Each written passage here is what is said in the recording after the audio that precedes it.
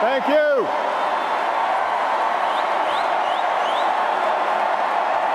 Thank you. Thank you. Thank you. Thank you so much. Thank you, everybody. Thank you. Thank you. Thank you so much, everybody. Thank you. Thank you. Thank you, everybody.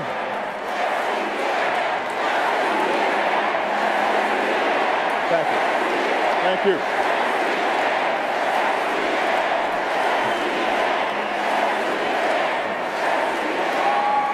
Thank you so much, everybody.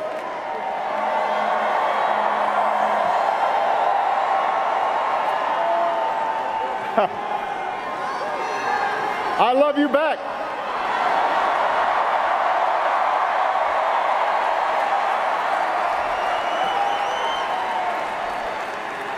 Hello, America. Hello, Democrats.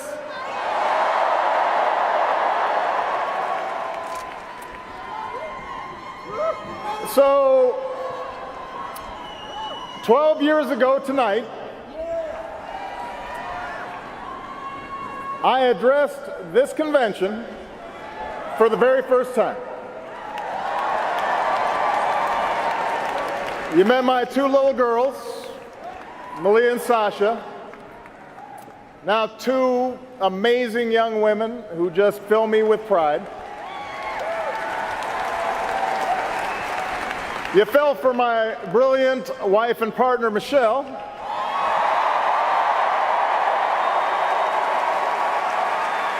Who has made me a better father and a better man, who's gone on to inspire our nation as First Lady, and who somehow hasn't aged a day.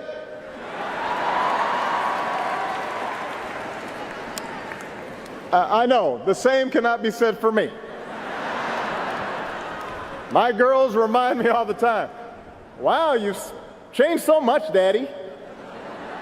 And then they try to clean it up. Not bad, just more mature.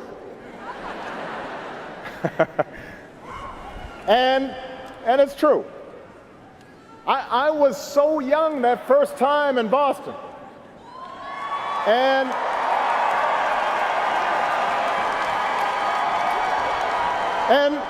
look, I'll admit it, maybe I was a little nervous addressing such a big crowd.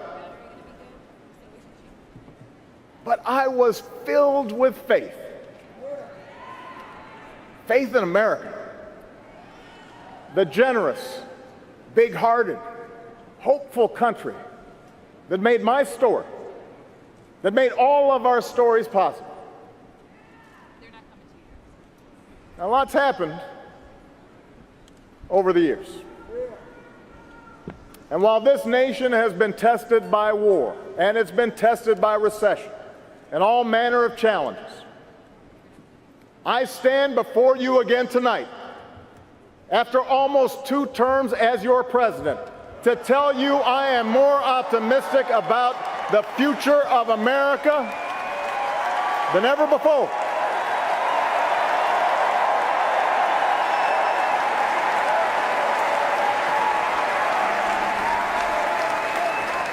How could I not be? After all that we've achieved together. After the worst recession in 80 years, we fought our way back.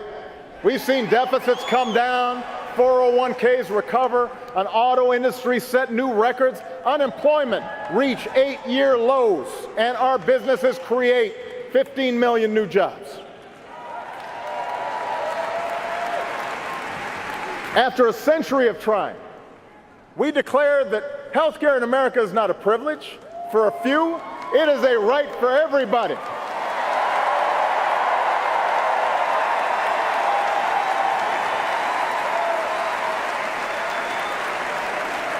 After decades of talk, we finally began to wean ourselves off foreign oil. We doubled our production of clean energy. We brought more of our troops home to their families, and we delivered justice to Osama bin Laden.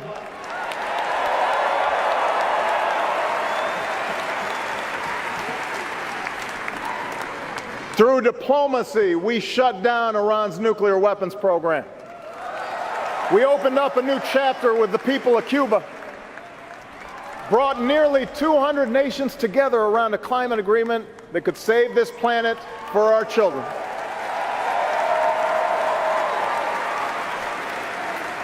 We put policies in place to help students with loans, protect consumers from fraud, cut veterans' homelessness almost in half. And through countless acts of quiet courage, America learned that love has no limits, and marriage equality is now a reality across the land.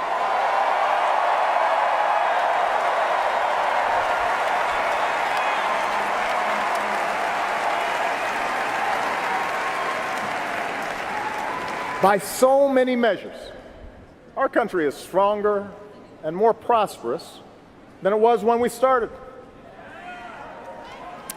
And through every victory and every setback, I've insisted that change is never easy and never quick, that we wouldn't meet all of our challenges in one term or one presidency or even in one lifetime. So tonight I'm here to tell you that, yes, we've still got more work to do. More work to do for every American still in need of a good job or a raise, paid leave or a decent retirement, for every child who needs a sturdier ladder out of poverty or world-class education, for everyone who has not yet felt the progress of these past 7.5 years. We need to keep making our streets safer and our criminal justice system fair, our homeland more secure, our world more peaceful and sustainable for the next generation. We're not done perfecting our union or living up to our founding creed, that all of us are created equal. All of us are free in the eyes of God.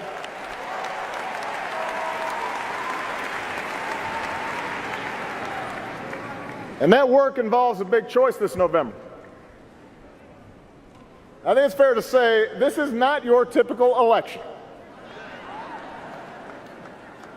It's not just a choice between parties or policies, the usual debates between left and right. This is a more fundamental choice about who we are as a people and whether we stay true to this great American experiment in self-government. Look, we Democrats have always had plenty of differences with the Republican Party, and there's nothing wrong with that. It's precisely this contest of ideas that pushes our country forward.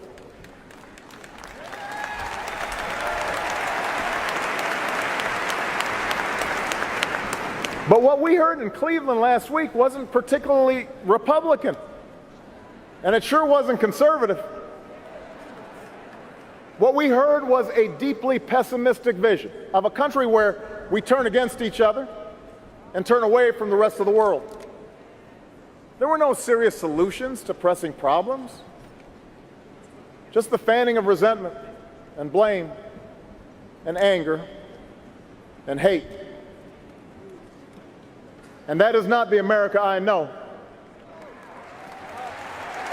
The America I know is full of courage and optimism and ingenuity. The America I know is decent and generous. Sure, we have real anxieties about paying the bills and protecting our kids, caring for a sick parent. We get frustrated with political gridlock and worry about racial divisions. We are shocked and saddened by the madness of Orlando or Nice.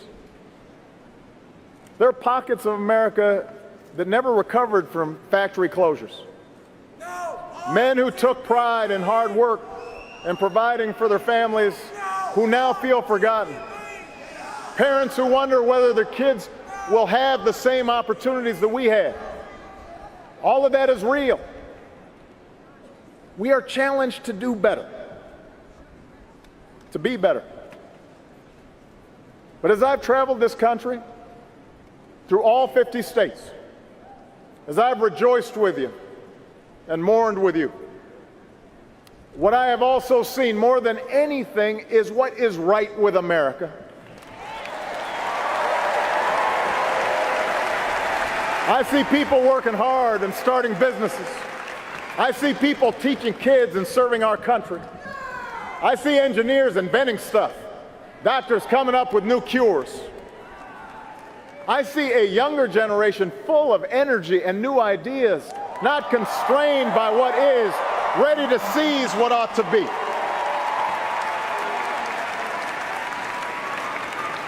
And most of all, I see Americans of every party, every background, every faith, who believe that we are stronger together.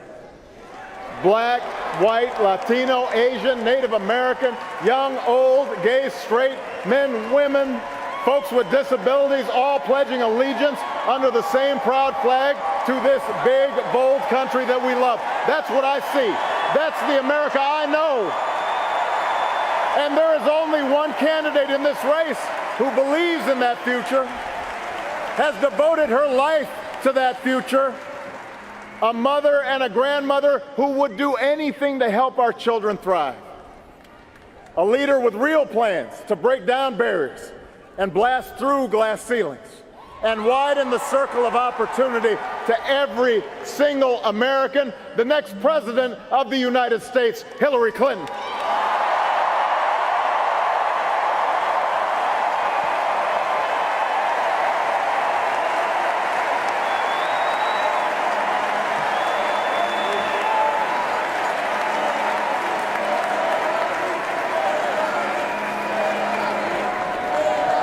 Now, 8 years ago,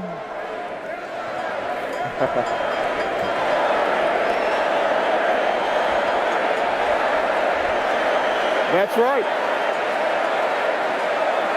Let me tell you, 8 years ago, you may remember Hillary and I were rivals for the Democratic nomination. We battled for a year and a half. Let me tell you, it was tough, because Hillary was tough. I was worn out. She was doing everything I was doing, but just like Ginger Rogers, it was backwards in heels.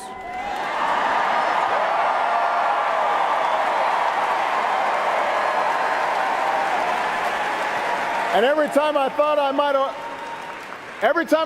might have the race won, Hillary just came back stronger. But after it was all over, I asked Hillary to join my team. And she was a little surprised. Some of my staff was surprised. But ultimately, she said yes, because she knew that what was at stake was bigger than either of us. And for 4 years, I had a front row seat to her intelligence, her judgment, and her discipline. I came to realize that her unbelievable work ethic wasn't for praise, it wasn't for attention, that she was in this for everyone who needs a champion. I understood that after all these years, she has never forgotten just who she's fighting for. Hillary's still got the tenacity that she had as a young woman, working at the Children's Defense Fund, going door to door to ultimately make sure kids with disabilities could get a quality education. She's still got the heart she showed as our First Lady, working with Congress to help push through a children's health insurance program that to this day protects millions of kids.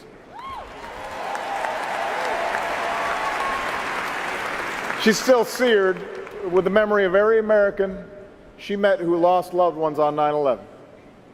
Which is why, as a senator from New York, she fought so hard for funding to help first responders, to help the city rebuild, why, as Secretary of State, she sat with me in the Situation Room and forcefully argued in favor of the mission that took out bin Laden.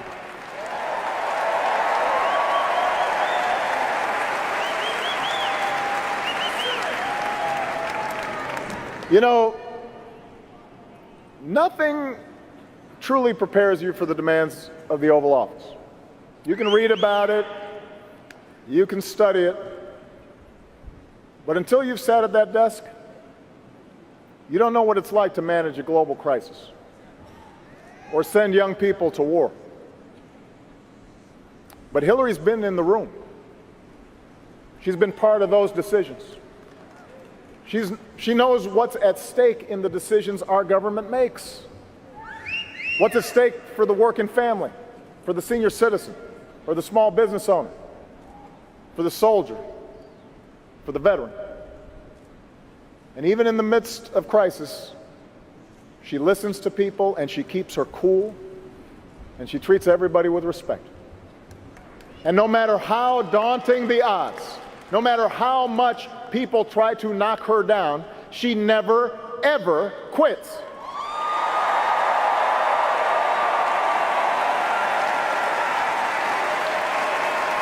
That is the Hillary I know. That's the Hillary I've come to admire. And that's why I can say with confidence, there has never been a man or a woman, not me, not Bill, nobody, more qualified than Hillary Clinton to serve as President of the United States of America.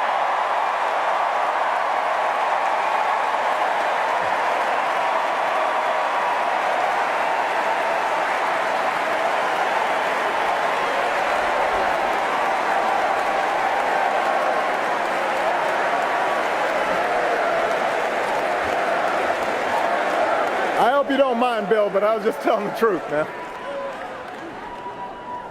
And by the way, in case you're wondering about her judgment, take a look at her choice of running mate. Tim Kaine is as good a man, as humble and as committed a public servant as anybody that I know. I know his family. I love Ann. I love their kids. He will be a great vice president. He will make Hillary a better president, just like my dear friend and brother Joe Biden has made me a better president.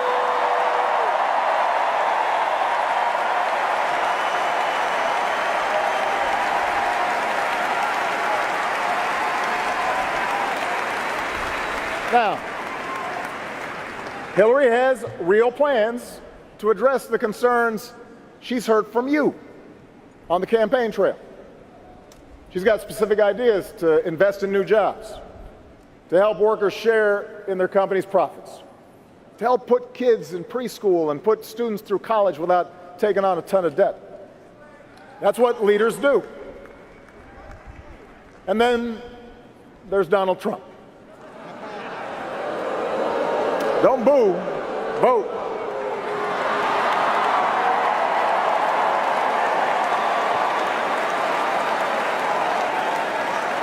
Yeah, the Donald is not really a plans guy. He's not really a facts guy either. He calls himself a business guy, which is true, but I have to say I know plenty of businessmen and women who've achieved remarkable success without leaving a trail of lawsuits and unpaid workers and people feeling like they got cheated.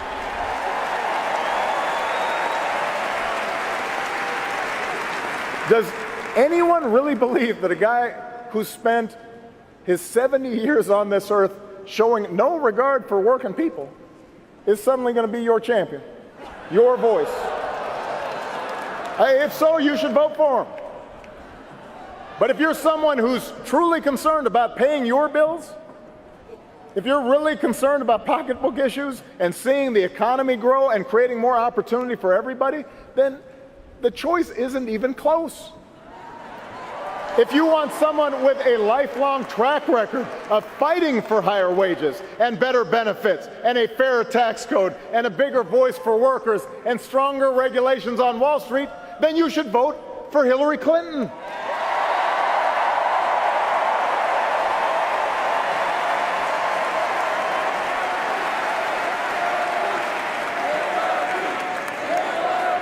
And if you're rightly concerned about who's going to keep you and your family safe in a dangerous world, well, the choice is even clearer.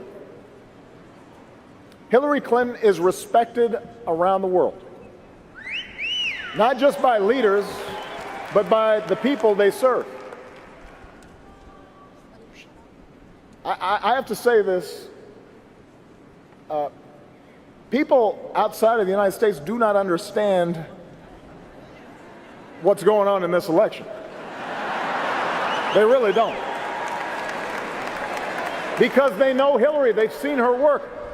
She's worked closely with our intelligence teams, our diplomats, our military. She has the judgment and the experience and the temperament to meet the threat from terrorism. It's not new to her. Our troops have pounded ISIL without mercy, taking out their leaders, taking back territory. And I know Hillary won't relent until ISIL is destroyed. She will finish the job.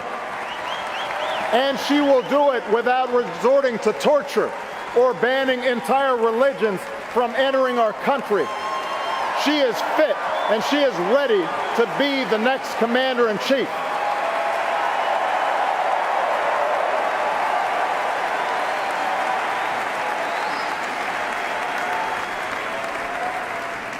Meanwhile, Donald Trump calls our military a disaster.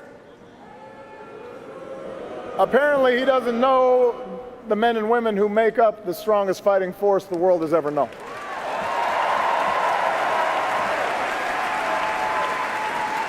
He suggests America is weak.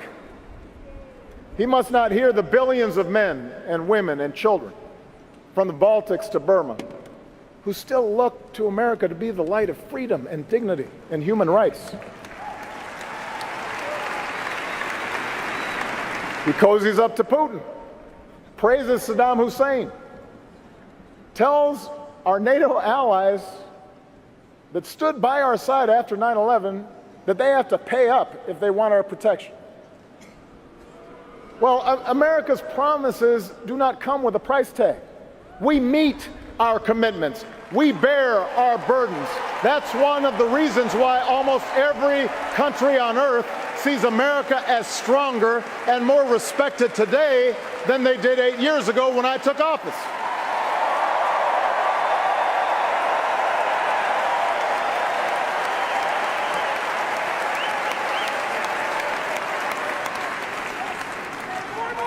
America is already great. America is already strong. And I promise you, our strength, our greatness, does not depend on Donald Trump. In fact, it doesn't depend on any one person. And that, in the end, may be the biggest difference in this election. The meaning of our democracy. Ronald Reagan called America a shining city on a hill. Donald Trump calls it a divided crime scene that only he can fix. It doesn't matter to him that illegal immigration and the crime rate are as low as they've been in decades, because he's not actually offering any real solutions to those issues. He's just offering slogans, and he's offering fear. He's betting that if he scares enough people, he might score just enough votes to win this election. And that's another bet that Donald Trump will lose. And the reason he'll lose it is because he's selling the American people short.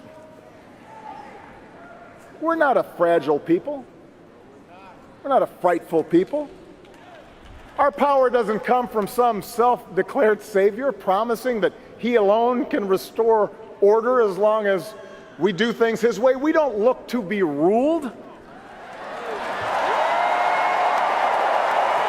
Our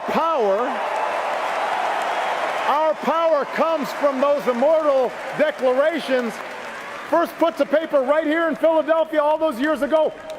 We hold these truths to be self-evident, that all men are created equal, that we, the people, can form a more perfect union. That's who we are. That's our birthright. The capacity to shape our own destiny.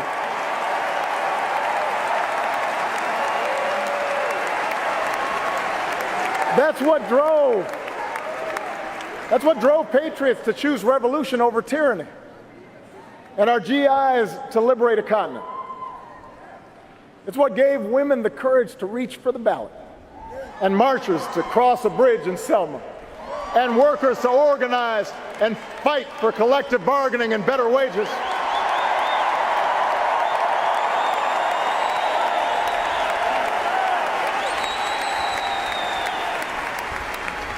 America's never been about what one person says he'll do for us.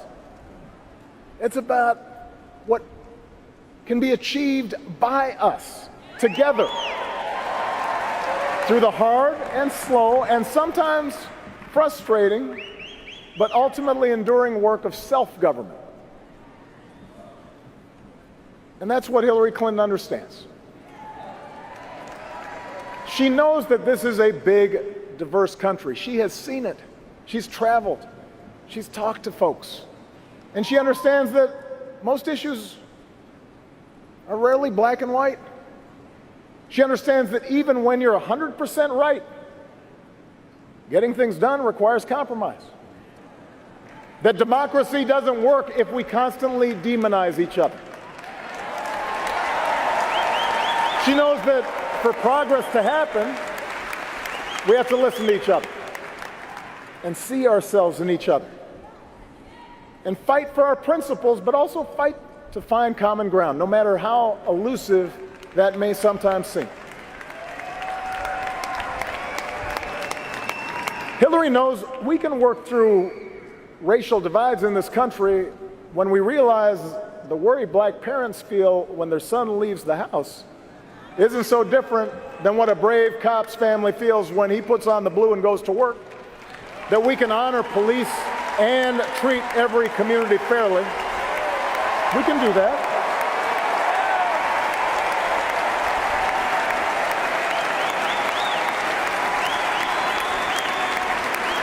And she knows that acknowledging problems that have festered for decades isn't making race relations worse.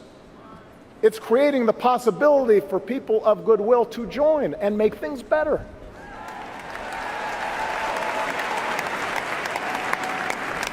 Hillary knows we can insist on a lawful and orderly immigration system while still seeing striving students and their toiling parents as loving families, not criminals or rapists. Families that came here for the same reason our forebears came, to work and to study and to make a better life in a place where we can talk and worship and love as we please. She knows their dream is quintessentially American, and the American dream is something no wall will ever contain.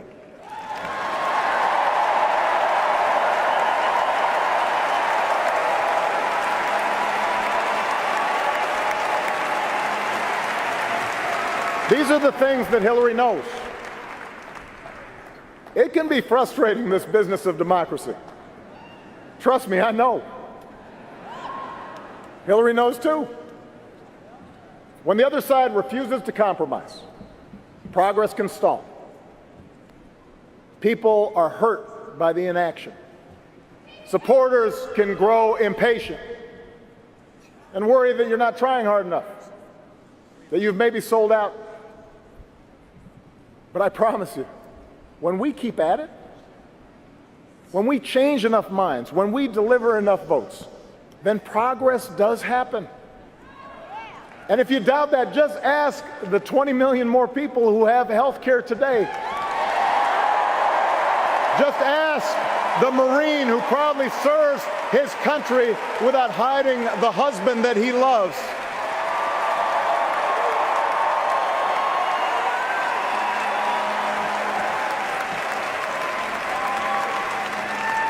Democracy works, America, but we got to want it. Not just during an election year, but all the days in between.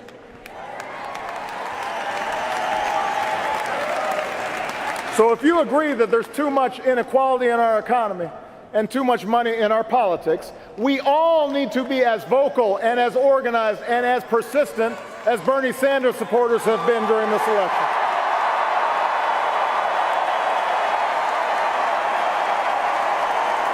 We all need to get out and vote for Democrats up and down the ticket, and then hold them accountable until they get the job done.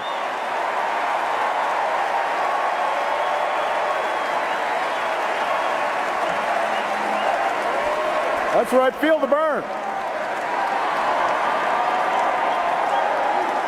If you want more justice in the justice system, then we've all got to vote not just for a president, but for mayors and sheriffs and state's attorneys and state legislatures. That's where the criminal law is made. And we've got to work with police and protesters until laws and practices are changed. That's how democracy works. If you want to fight climate change, we've got to engage not only young people on college campuses, we've got to reach out to the coal miner who's worried about taking care of his family, the single mom worried about gas prices.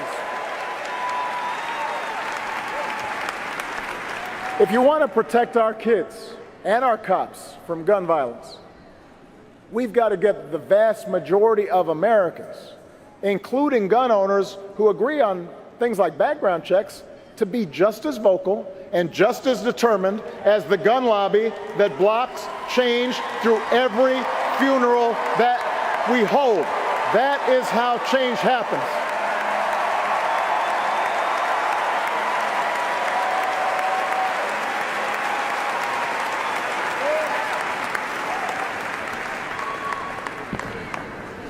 Look, Hillary's got her share of critics. She has been caricatured by the right and by some on the left.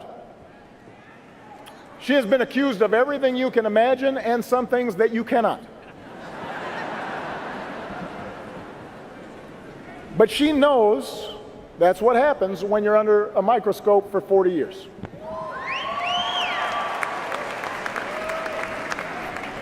She knows that sometimes during those 40 years she's made mistakes, just like I have, just like we all do. That's what happens when we try. That's what happens when you're the kind of citizen Teddy Roosevelt once described. Not the timid souls who criticize from the sidelines, but someone who is actually in the arena, who strives valiantly, who errs, but who at the best knows in the end the triumph of high achievement. Hillary Clinton is that woman in the arena. She's been there for us, even if we haven't always noticed. And if you're serious about our democracy, you can't afford to stay home just because she might not align with you on every issue. You've got to get in the arena with her, because democracy isn't a spectator sport. America isn't about, yes, he will. It's about, yes, we can. And we're going to carry Hillary to victory this fall because that's what the moment demands.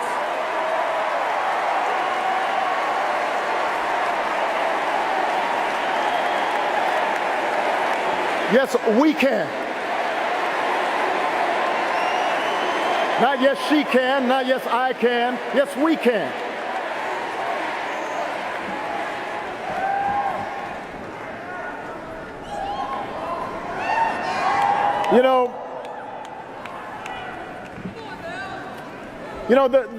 There's been a lot of talk in this campaign about what America has lost.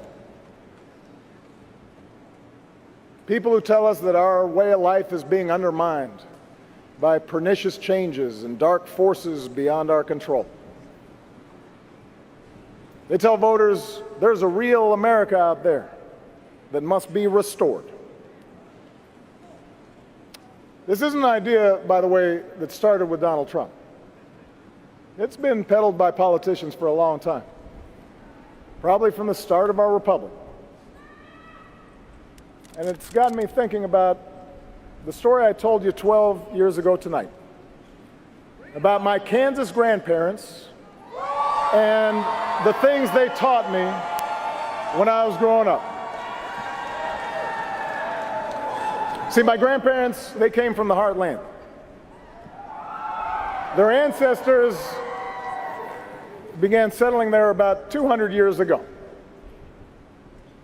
I don't know if they had their birth certificates, but they were there. And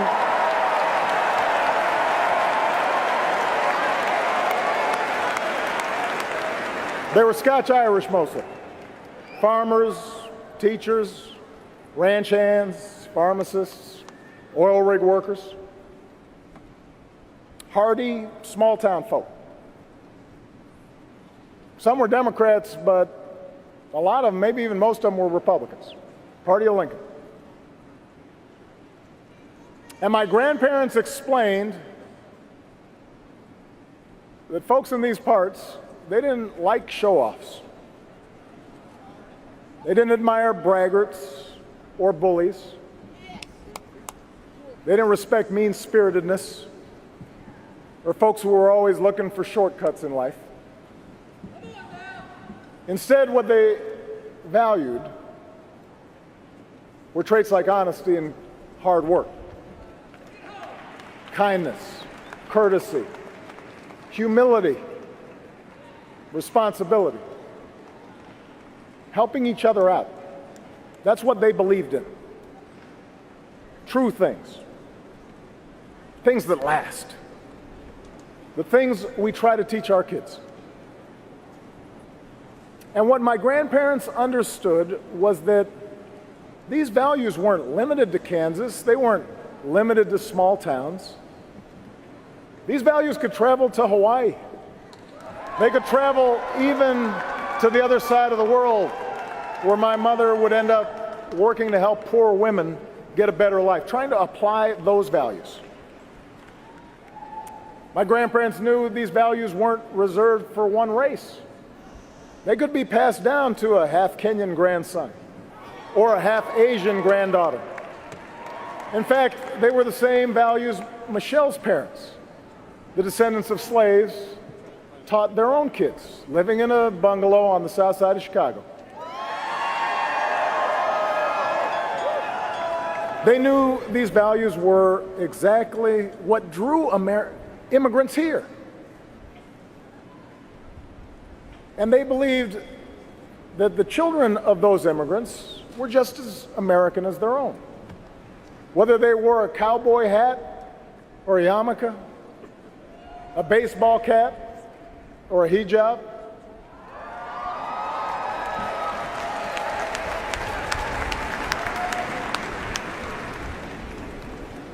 America has changed over the years.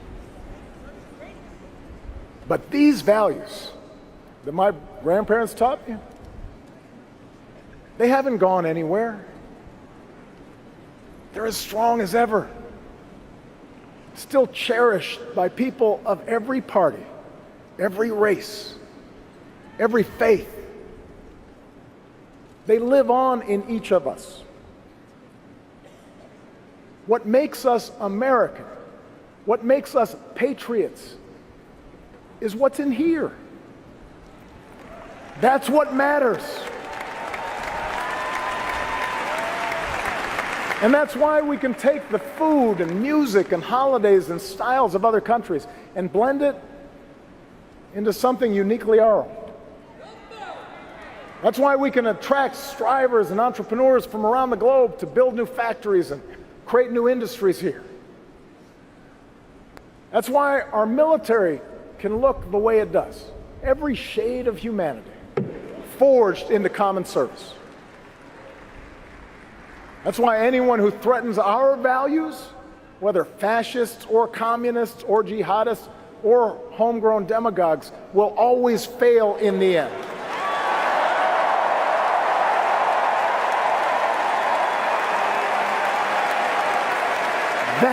is America. That is America. Those bonds of affection, that common creed. We don't fear the future, we shape it. We embrace it as one people, stronger together than we are on our own. That's what Hillary Clinton understands. This fighter, this stateswoman, this mother and grandmother, this public servant, this patriot, that's the America she's fighting for.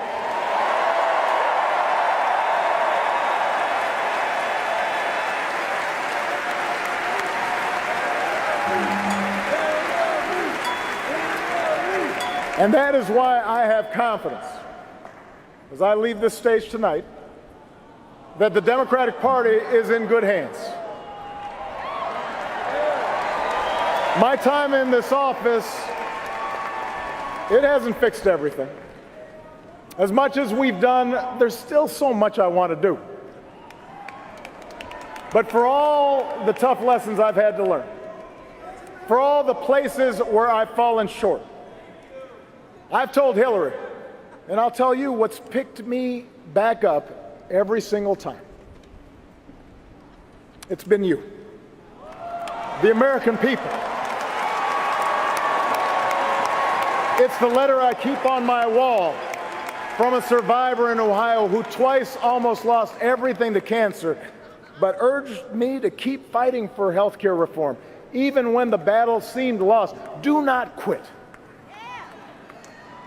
It's the painting I keep in my private office, a big-eyed green owl with blue wings, made by a 7-year-old girl who was taken from us in Newtown, given to me by her parents so I wouldn't forget. A reminder of all the parents who have turned their grief into action. It's the small business owner in Colorado who cut most of his own salary so he wouldn't have to lay off any of his workers in the recession, because he said that wouldn't have been in the spirit of America. It's the conservative in Texas who said he disagreed with me on everything, but he appreciated that, like him, I try to be a good dad.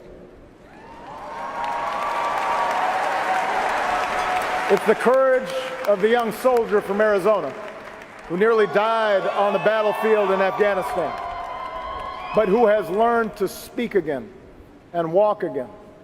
And earlier this year, stepped through the door of the Oval Office on his own power to salute and shake my hand. It is every American who believed we could change this country for the better. So many of you who'd never been involved in politics, who picked up phones and hit the streets and used the internet in amazing new ways that I didn't really understand but made change happen. You are the best organizers on the planet, and I am so proud of all the change that you made possible.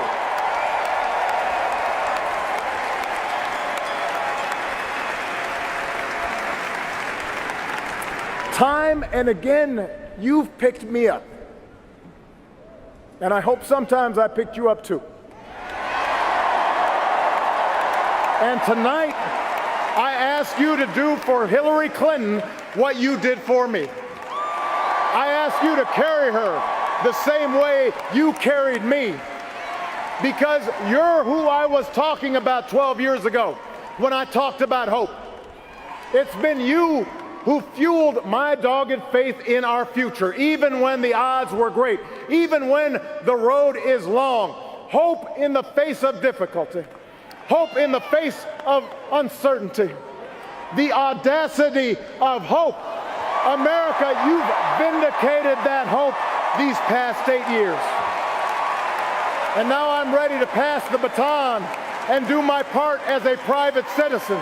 So this year, in this election, I'm asking you to join me to reject cynicism and reject fear, and to summon what is best in us to elect Hillary Clinton as the next president of the United States and show the world We still believe in the promise of this great nation.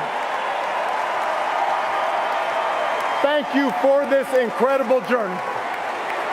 Let's keep it going. God bless you. God bless the United States of America.